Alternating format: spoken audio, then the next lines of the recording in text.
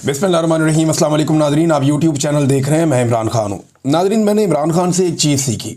यानी बहुत सारी ऐसी चीज़ें हैं जो पाकिस्तान में पाकिस्तानियों ने इमरान खान से सीखी हैं, और इमरान खान ने वाकई एक टीचर की तरह इस कौम को बहुत सारी चीज़ें सिखाई हैं।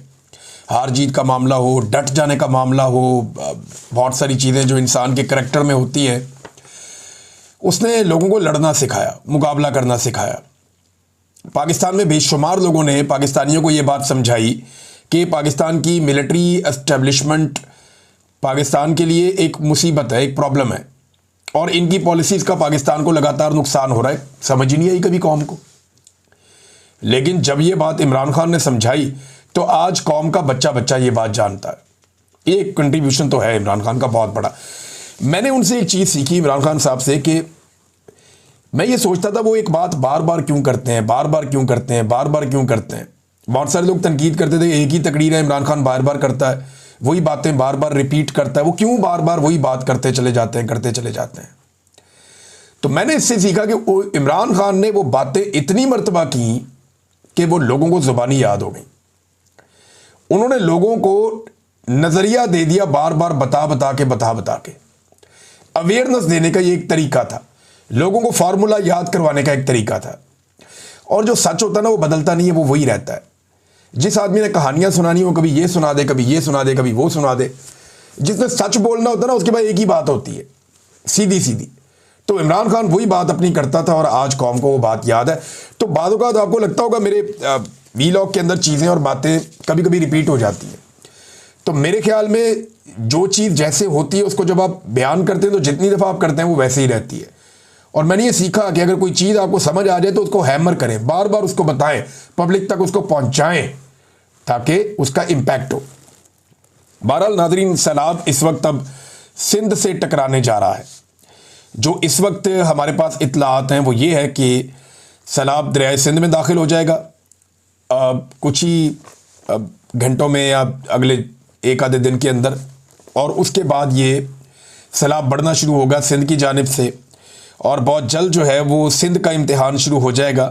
कितना पानी सिंध में दाखिल होगा इसके लिए आदाद शुमार जमा किए जा रहे हैं। दरियाए सतलुज के अलावा बाकी दो दरियाओं में इस वक्त सूरत हाल पहले की तरह ख़राब नहीं है। यानी जो हुआ दरियाए चनाब की वजह से वो बहुत बड़ा नुकसान हुआ। बहुत बड़ी बेल्ट है पंजाब की जिसको नुकसान हो गया। आपकी चावल की तकरीबन सारी फसल उड़ा के रख दी चनाब में आने वाले सैलाब ने। आपकी कपास को बहुत नुकसान हुआ। जो आपके मशरकी एरियाज़ हैं जो पाकिस्तान के भारतीय बॉर्डर के साथ साथ लगते हैं ऊपर चोलिस्तान तक, ये जो एरियाज़ हैं यहाँ पे बड़ा नुकसान हुआ। कपास का नुकसान हो गया, चावल का नुकसान हो गया, जो आपकी मकई थी उसका नुकसान हो गया, जानवरों के चारे का नुकसान हुआ, सब्जियों का बहुत नुकसान हुआ। तो ये गन्ने का बहुत नुकसान हुआ। बल्कि ये अभी जब शुगर का सीज़न आएगा तो आपको पता चलेगा कि गन्ने का कितना नुकसान हुआ। बहरहाल ये सैलाब अब सिंध की तरफ बढ़ रहा है, लेकिन दरियाए सतलुज के अंदर सैलाब में कमी नहीं आ रही। अभी भी वार्निंग्स जारी की जा रही हैं कि भारत से दरियाए सतलुज में मज़ीद पानी आने वाला है। और एक और वार्निंग जो है पाकिस्तान का जो मेट ऑफिस है या जो महकमा मौसमियात है उन्होंने जारी की है कि दोबारा से बारिशों का एक सिस्टम बनने जा रहा है। जो हालात वाक़यात लग रहे हैं फ़िज़ा के वो ऐसे हैं कि एक मरतबा फिर से बारिशों का एक सिस्टम बनेगा, और पंजाब में और जो खैबर पख्तूनख्वा के बालाई इलाके हैं वहाँ पे दोबारा से बारिशें होगी, और वो पानी दोबारा से तेज़ी से जो नशेबी इलाके हैं उनकी तरफ आएगा। तो ऑलरेडी ये पानी बहुत ज़्यादा है। अब अल्लाह ताला से दुआ है कि वो बारिशें थोड़ी डिले हो जाए। अगर वो बारिशें आगे चली जाएंगी तो ये पानी निकलने के बाद वो पानी आएगा तो वो फ़्लो में हम निकल जाएंगे। लेकिन अगर एक साथ दरियाओं में पानी आया तो पाकिस्तान के लिए, पाकिस्तानियों के लिए एक नई मुसीबत और मुश्किल पैदा हो जाएगी।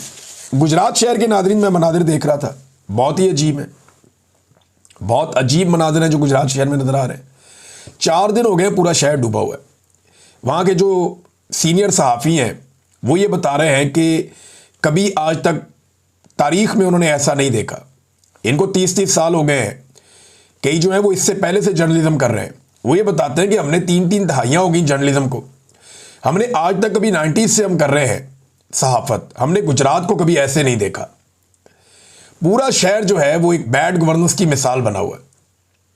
और ये सारा कुछ क्यों हो रहा है कि डीसी, कमिश्नर, ये जितने भी ओहदेदार थे ये सारे के सारे और कामों में लगे हुए थे।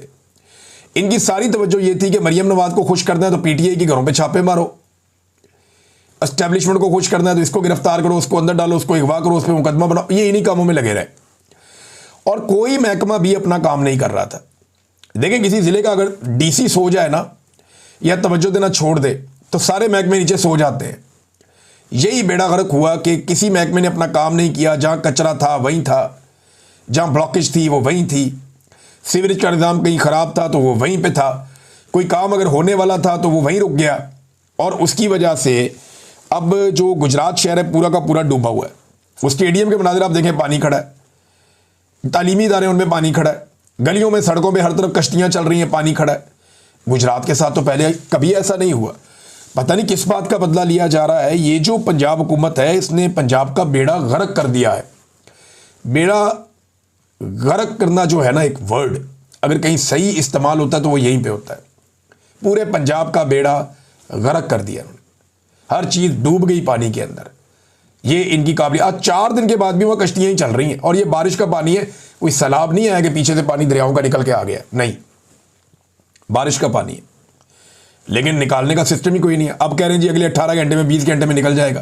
भाई 4 दिन से आपने निकला। मरियम नवाज ने वहां पे दौरा किया, मरियम नवाज को मामू बना के वापस भेज दिया उन्होंने, ब्यूरोक्रेसी ने। वो उनका सिर्फ ये जिम्मेदारी है कि 4 अच्छे टिकटॉक बन जाए मरियम नवाज के, वो राजी हो जाती हैं। अवाम मर रही है, परेशान है, अवाम के हालात बहुत बुरे हैं, कोई फ़र्क नहीं पड़ता। 4 टिकटॉक आप अच्छे बना दें, मरियम नवाज उस ब्यूरोक्रेट से बहुत खुश होती हैं जहां पर टिकटॉक ज़्यादा अच्छे बनते हैं। तो ब्यूरोक्रेट को मेरा मशवरा है, अगर मरियम नवाज को खुश रखना है, बच्चे जमा करें मासूम शक्लों वाले और गरीब दिखने चाहिए। औरतें जमा करें जो रोना शुरू हो जाए मरियम नवाज को देखकर और वो गले लगें और वो रोएं, इस तरह की औरतें जमा करें। कुछ ऐसे गरीब लोग जमा करें जो आंसू बहाएं और मरियम नवाज के सामने सर झुका के नीचे आंखें करके रहें और उनके साथ वो खड़ी होकर बातें करें। और थोड़ा सा रेस्क्यू का एक थोड़ा सा डेमोन्स्ट्रेशन आपने देना, तो ये ब्यूरोक्रेट मौज करेगा मरियम नवाज के दौर में, क्योंकि ये वो सारे एलिमेंट हैं जिनसे टिकटॉक बहुत अच्छा बनता है और ये टिकटॉक बनाने पे ही लगे हुए हैं सारे के सारे। ये देखें ना, तस्वीर आपको मैं दिखाता हूँ, ये तस्वीर देखें आप, ये कैसी शानदार तस्वीर है। इसमें ये कैमरामैन लेट लेट के अपनी ड्यूटी कर रहा है।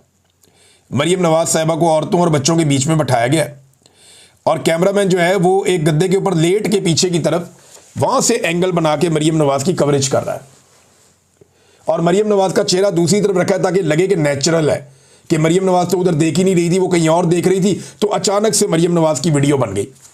ये है टिकटॉक बनाने का असली तरीका। कैमरामैन बेचारे वो जूतों समेत चढ़े हुए हैं बिस्तरों के ऊपर, मरियम नवाज नंगे पाँव है क्योंकि उनका टिकटॉक बन रहा है। कैमरामैन जो है वो नहीं बिस्तरों पे, जूतों समेत है और ज़मीन पे लेटा हुआ पीछे की तरफ और वीडियो बना रहा है। 4-4 कैमरे ले गए, ये घुस जाती हैं खैमों के अंदर। 7 इनके जो है वो इनकी टीम भी होती है और टिकटॉक्स बन रहे हैं, धड़ाधड़ बन रहे हैं। पता नहीं किस बात का फोबिया है, किस बात की परेशानी है, कुछ ज़हनी मर्ज है, मेरी समझ से बाहर है। ये कोई एहसास कमतरी है जो पूरी कौम इसकी सज़ा भुगत रही है। ये एक तस्वीर के अंदर सारी कहानी है। ये आप दुनिया के किसी भी जी शऊर शख्स को दिखाएंगे तो बंदा सर पकड़ के बैठ जाएगा कि भाई वाकई इसको हुक्मरान बना दिया है। लेकिन बना दिया भाई अगलों ने, बनाने वालों ने। ये एक और चीज़ आप देखें, ये देखें, ये डीसी है मुजफ्फरगढ़ के, इन्होंने पहले भी बहुत सारे कारनामे किए। ये वही है शायद जो एक दिन पेंट कोट पहन के तो हाथ में ट्रंक लेके खड़े हो गए थे। बहुत अजीब अजीब काम इन्होंने किए। ये अब लोगों को रोटी देता है और रोटी देने के बाद उन्हें एक तस्वीर दिखाता है डब्बे के ऊपर और उन्हें याद दिलाता है कि ये रोटी तुम्हें किसने दी है। और फिर जब वो भूखा शख्स इसको ये जवाब देता है ना कि ये रोटी मुझे मरियम नवाज ने दी है, तो फिर वो डीसी उसको वहां से जाने देता है। घटियापन की इंतहा आप चेक करें कि एक भूखा आदमी जिसको खाने के लिए रोटी चाहिए, उसके बच्चे पीछे इंतजार कर रहे हैं, उसको 6 रोटियां देता है।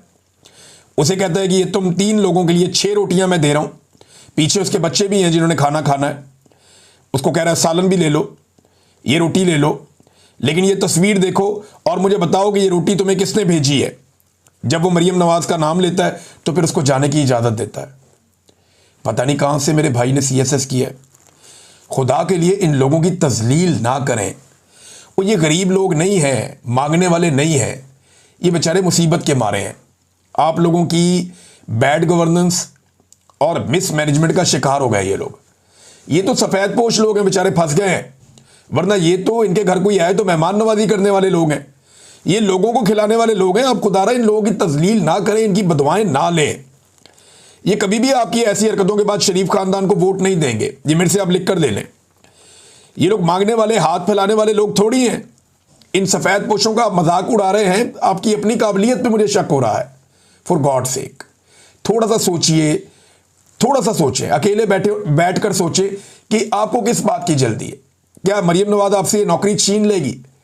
भैया आप मुकाबले का इम्तिहान देकर आए और आप नौकरी कर रहे हैं, एक ब्यूरोक्रेट है, यहां से निकालेगी, कहीं और जाएंगे, ऑफिसर ही लगेंगे आप, ज्यादा से ज्यादा आपको ओएसडी कर देगी। अब क्यों ऐसे कर रहे हैं? यानी एक ऐसी खातून की आप चापलूसी कर रहे हैं जो आपसे बहुत कम पढ़ी लिखी है, और आप जो हरकतें कर रहे हैं ये आपको जेब देती हैं। ये ब्यूरोक्रेसी इस लेवल पे पहुंच जाएगी, मुझे कभी अंदाजा नहीं था। मुझे बड़ा अफसोस हो रहा है ये हरकतें देख के, मेरे लिए बड़े काबिल एहतराम है सारे ब्यूरोक्रेट, लेकिन ये ना करें, अपनी और अपने महकमों की और अपने इदारे की और अपनी काबिलियत की तजलील ना करें आप लोग। और इन आम लोगों की तजलील तो बिल्कुल ना करें। किसी को सेब दे दिया तो उसको बताया मरियम नवाज ने दिया है। फॉर गॉड सेक, ये किसी के बाप का पैसा थोड़ी है साहब। यही गरीब लोग हैं, आप इन पे एहसान नहीं कर रहे इन्हें खाना देके। इन्हीं गरीबों के पेट से, इनका पेट काट के जो टैक्स लिया जाता है उससे आप लोगों को तनख्वाह मिलती है। यही लोग मेहनत करते हैं, हल चलाते हैं, अनाज उगाते हैं, वो अनाज बिकता है, उसमें से टैक्स निकलता है, इनसे पैसा वसूल किया जाता है हर चीज की मद में, उससे साहब आपको तनख्वाह मिलती है। आप कपड़े पहनते हैं, जूते पहनते हैं, आपके बच्चे स्कूलों में जाते हैं, आप अपने घर में सामान लेकर जाते हैं, आप खाना खाते हैं, इन्हीं के पैसों से सरकार को तनख्वाह मिलती है, सरकार चलती। आप इन पे एहसान नहीं कर रहे हैं। क्यों आप इनको एक रोटी के बदले में आप कहते हैं कि रोटी तुम्हें मैं दे रहा हूं, ये तस्वीर देखो, बताओ ये कौन है? मरियम नवाज है, ले जाओ रोटी। ये क्या चल रहा है? Is this the way? आप पढ़े लिखे लोग हैं, इससे गुरेज करें। अगर एक कुछ टिकटॉकड़ियां अगर पागल हो गई हैं और उनका दिमाग इस तरफ चल पड़ा है, तो आप लोग तो कम से कम होश करें और होश के नाखून लें। इतना बड़ा डिजास्टर है, उससे निकलने के लिए सबको कोशिश करनी पड़ेगी। हम भी अपने तौर पे कोशिश कर रहे हैं, बल्कि मैंने इस वीलॉग में याद दिला दूं मैं दोबारा से, जो ब्रेडफोर्ड में हमारे पाकिस्तानी रहते हैं या उसकी सराउंडिंग में आसपास के शहरों में, वो शाम पहुंच जाए जी 5:30 बजे। 5:30 से लेकर हम तकरीबन 8:30-9 बजे तक वहाँ मौजूद होंगे और वहाँ पाकिस्तानियों से मुलाकात करेंगे। हम सब मिलकर फंड रेजिंग करेंगे और वो फंड रेजिंग हम पहुँचाएंगे पाकिस्तान में जो मुतासरीन सैलाब हैं उनके लिए, और जो ज़िम्मेदार लोग हैं वो ये काम करेंगे। बड़ी अच्छी 1-2 NGOs हैं जो ये काम कर रही हैं और हम उनके साथ मदद कर रहे हैं, और ये पैसा वो पाकिस्तान लेकर जाएंगे और पाकिस्तान में जो मुस्तहकीन है उन तक पहुंचाने के लिए बहुत सारे लोग हमारे अपने वॉलंटियर कर रहे हैं, और इंशाल्लाह ये सब मिलकर करेंगे तो इससे मुसीबत से निकलेंगे। ये एक दिन में टल्ली नहीं है। देखें इसके मराहिल हैं। जो लोगों के खेत हैं उनके ऊपर रेत चढ़ गई है, 1-1 फुट रेत चढ़ गई है, कहीं पे ज़्यादा चढ़ गई है। अब उन खेतों को वापस काबिल काश्त बनाने के लिए उन पे बहुत डीजल जलाना पड़ेगा, ट्रैक्टर चलाने पड़ेंगे, मशीनें चलानी पड़ेंगी। वो कहाँ से गरीब किसान अफोर्ड करेगा? वो सारा हम मिलकर करेंगे। तो इसलिए हम दोबारा इकट्ठे हो रहे हैं आज के दिन में, एतवार के दिन में ब्रेडफोर्ड में आ रहे हैं। 5:30 बजे से लेकर रात 9 बजे तक हम वहाँ पे होंगे। तो पाकिस्तानियों से गुजारिश है वहाँ पे आए और हमारे साथ मिलकर ये फंड रेजिंग के अंदर हिस्सा लें। नाज़रीन ये देखें ना, हर दूसरे दिन एक तस्वीरों वाला खाना जारी कर देते हैं कि ये देखें हमने लोगों को खाना खिलाया। वो छोटे छोटे डब्बे हैं, उनके ऊपर मरियम नवाज का फोटो लगा हुआ है। ये अवाम के टैक्स के पैसों का है ना, मैं वही बात कर रहा था। अवाम के टैक्स को पैसों का, ये सरकार का पैसा है, अवाम का पैसा है। इससे कोई ज़ाती तशहीर नहीं कर सकता। अगर ज़ाती तशहीर करनी है तो आप अपने ज़ाती पैसे को लें, उसके ज़रिए से आप कर लें, या आप अपनी कोई NGO बना लें, उसके ज़रिए से आप कर लें, या कोई अपना ज़ाती कोई मिशन खड़ा कर दें, उसके ज़रिए से आप कर लें। अब आपको एक जाली हुकूमत दे देगी, उसके ज़रिए से आप ये करेंगे तो ये तो ज़्यादती है। आटे की कीमत में नाज़रीन ये देखें सैलाब आने के बाद क्या हालात बन गए हैं, ये ज़रा आप देखें। ये पूरी एक रिपोर्ट है मेरे पास कि आटे की कीमत कहाँ से कहाँ पहुँच गई है। बल्कि अभी मैंने आपको एक खबर और देनी है, बड़ी खौफनाक खबर है। लेकिन मुल्क में 2 हफ्तों में आटे की कीमत में 34 से 57% तक इजाफा हो गया। बन्नू में जो आटे की कीमत में इजाफा हुआ वो 885 रुपये का इजाफा हुआ 20 किलो के थैले के ऊपर। पेशावर में 850 रुपये का, लड़काना में 800 रुपये का, हैदराबाद में 75 रुपये का, और जो सबसे कम हुआ वो हुआ जी सरगोदा में 560 रुपए का। और ओवरऑल पूरे पाकिस्तान में जो आटे की कीमत का एवरेज इजाफा हो गया गुज़िश्ता 2 हफ्तों में सैलाब के बाद, वो 663 रुपए का इजाफा हो गया है, जो 41% बनता है। अंदाज़ा करें, आपके शेर आटा खा गया। ये अदरबाज साहब ने लिखा था और उनकी बात आज फिर दुरुस्त साबित हो रही है इतने बरसों के बाद कि वाकई शेर आटा खा गया। आज 41% पाकिस्तान में आटे की कीमत बढ़ गई है और ये कई जगहों पे जहाँ ज़्यादा बढ़ी है वहाँ 57% तक बढ़ गई है, जो नहायत अफसोसनाक है। और ये इनकी पॉलिसीज़ की वजह से हो रहा है। ये अगर किसानों से गंदम खरीदते, बेहतर तरीके से मामला चलाते तो शायद बचत हो जाती। अब हम वक्त से पहले दोबारा वार्न कर रहे हैं कि आटे का बहरान पैदा हो जाएगा आने वाले महीनों में, और इस बहरान से अगर आपने बचना है तो आपको गंदम इंपोर्ट करनी पड़ेगी। और अगर आप वक्ती तौर पे फ़ौरन इंपोर्ट कर लेंगे तो आप बच जाएंगे, अगर आप ताख़ीर करेंगे तो आपको महंगी मिलेगी, क्योंकि सैलाब और मुल्कों में भी आया हुआ है, उन्हें भी गंदम इंपोर्ट करनी पड़ेगी। इंडिया के अंदर भी प्रॉब्लम चल रहा है। इंडिया शायद मैनेज कर लेगा, बहुत बड़ा मुल्क है, या हो सकता है उन्हें इंपोर्ट करना पड़े, या हो सकता है उन्होंने जो अपनी गंदम है उसको ऐसे स्टोर किया हो कि उनकी बच जाए, वो आने वाले दिनों में पता चल जाएगा अभी। लेकिन पाकिस्तान को इजाफी गंदम की ज़रूरत पड़ेगी और उसके लिए पाकिस्तान को अभी इक़दाम करने चाहिए।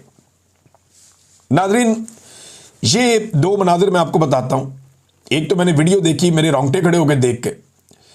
यहाँ पे कुछ एक कश्ती के अंदर लोग जा रहे थे, उन्होंने देखा खातून डूब रही है, उसको जाके बचाया तो वो हवास बाख्ता थी।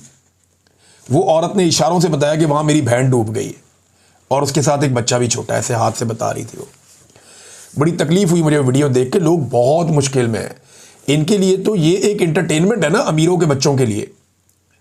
ये जो बड़े बड़े ताकतवर लोग हैं, बड़े बड़े सियासी खानदानों के चश्मो चिराग, जिन्हें प्लेट के अंदर रख के सोने के चमचे के साथ इक़्तिदार दे दिया गया, इनकी घुट्टी में इक़्तिदार पड़ा हुआ था, ये बच्चे देखे ना, इनके लिए तो ये एंटरटेनमेंट है। ये तो खुश होके जाते हैं, खिलखिलाते हैं, इनके लिए तो स्टेज बनते हैं, टिकटॉक्स बनते हैं।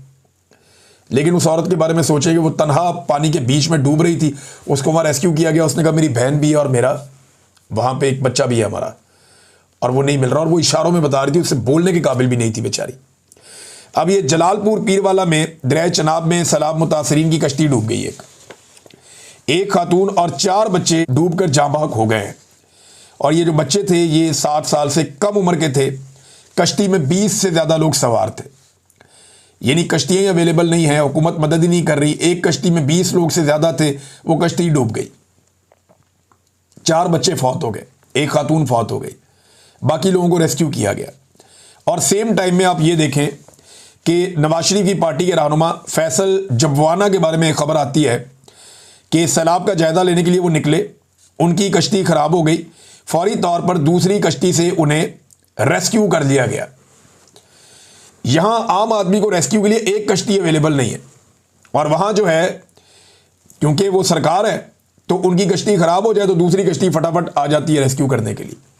कितना फ़र्क है। जितनी कश्तियां मरीम नवाज को शो ऑफ करने के लिए दिखानी पड़ती हैं ना रोज़ाना की बुनियाद पे, जहां ये पहुंचती हैं कश्तियां पहले पहुंचाई जाती हैं, वहां रेस्क्यू वाले एक ड्रामा क्रिएट करके दिखाते हैं। तो जितना मरीम नवाज के दिखाने के लिए कश्तियां लगाई जाती हैं, ये रेस्क्यू पे लगाई जाती हैं, तो बहुत सारे लोग अभी तक रेस्क्यू हो जाते हैं। लेकिन बदकिस्मती है पाकिस्तान की। एक और नादरीन ये खबर आई है, और ये बंदा भी आप देख लें, बल्कि एक कच्चे का एक डाकू है और इसने चैलेंज कर दिया। चैलेंज इसने ये किया कि इसका भाई जो है वो पकड़ा गया था और उसको 17 साल की सज़ा हो गई थी। अब ये कहता है जी बंदे निकाल के ना जेल से मारे जा रहे हैं, तो मुझे खतरा है मेरे भाई को भी मार देंगे। तो इसने 11 बंदे अगवा कर लिए मोटरवे से। अब ये वीडियो वायरल हो गई है। वो कहता है जी मैं बंदे तब छोड़ूंगा मेरे भाई को छोड़ोगे, और चैलेंज कर रहा है सरेआम। ये वीडियो एक आई हुई है, देख लें आप। ये पाकिस्तान की सूरत हाल है, लॉ एंड ऑर्डर की। ये पाकिस्तान में सिचुएशन है कि मोटरवे से बंदे अगवा कर लिए जाते हैं और खुला चैलेंज भी किया जाता है सरकार को कि मेरी बात मानो वरना मैं ये कर दूंगा वो कर दूंगा। ये है लॉ एंड ऑर्डर। अब अगर पाकिस्तान तहरीक इंसाफ का कोई बंदा एक नारा भी लगा दे तो उसके घर की चादर और चार दीवारी का ये तकद्दुस पामाल कर देते हैं। कच्चे के डाकू इनसे आज तक काबू नहीं आए। शहबाज शरीफ साहब गए नाज़रीन चीन के दौरे पे, आर्मी चीफ भी गए चीन के दौरे पे। ऐसा लगता था बड़ी कामयाबियां समेट के ये लौटेंगे, लेकिन जब ये लौटे तो ये खबर आई है कि चीन ने फैसला किया कि 48 ऐसे ममालिक हैं जिनके शहरियों को सितंबर 2025 से बगैर वीज़े के चीन में आने जाने की इजाज़त होगी। दुनिया में 48 ऐसे मुल्क हैं जो चीन ने मुंतखब कर लिए और उन्होंने कहा जी इन ममालिक के लोग बगैर वीज़े के चाइना में आएँ और चाइना से वापस जाएं, कोई प्रॉब्लम नहीं। और 1 सितंबर से उनके लिए खोल दिया कि जाओ बगैर वीज़े के चीन का चक्कर लगा के वापस आ जाओ। लेकिन पाकिस्तान को यह सहूलत नहीं दी। दावे हमारे किस तरह के हैं और काम देखें किस तरह के हो रहे हैं हमारे साथ। दावे हमारे हुक्मरान ऐसे करते हैं कि हमने सबसे कामयाब दौरा किया और नतीजा ये है कि दुनिया भर को इजाज़त मिल रही है, पाकिस्तान को नहीं मिली। हालांकि हिमालय से ऊंची, समंदर से गहरी और शहद से मीठी दोस्ती बकौल हमारे हुक्मरानों के हमारी चीन के साथ है। तो मुझे हैरत होती है। और वहाँ पे शहबाज शरीफ साहब ने जिस तरह ज़बरदस्ती तवज्जो हासिल करने की कोशिश की है चीन के दौरे में, वो बड़ा ऑड लग रहा था और ऐसा लग रहा था कि हम बहुत हल्के लोग हैं और हमें तवज्जो चाहिए, जैसे भी करके कोई वीडियो बन जाए हंसने का एक, ये इस तरह हंसने से, कैका लगाने से, इससे कॉन्फिडेंस शो नहीं होता। इससे लोग आपको हल्का समझते हैं, यार बहुत ही हल्के लोग हैं, ये एटमी कुव्वत कैसे बन गए, बहुत ही हल्के लोग हैं, ये तो डिजर्व ही नहीं करते। तो आपका ये इंप्रेशन बनता है। एक हुक्मरान जो है उसका एक डेकोरम होता है, उसकी एक सेल्फ रिस्पेक्ट होती है, लेकिन चंद तस्वीरों और वीडियोस के चक्कर में इन्होंने वो भी गवा दी अपनी। तो ये उससे बाहर ही नहीं निकल रहे इमरान खान के फोबिया से। इनकी आधी जिंदगियां गुजर गई इमरान खान से लड़ते हुए, बाकी आधी जिंदगियां इनकी गुजर जाएंगी इमरान खान जैसा बनने के चक्कर में, उसकी नकल उतारते हुए। और यही असल बात है। अब तक के लिए इतना ही। अपना ख्याल रखिएगा, अपने चैनल का भी। अल्लाह हाफ़िज़।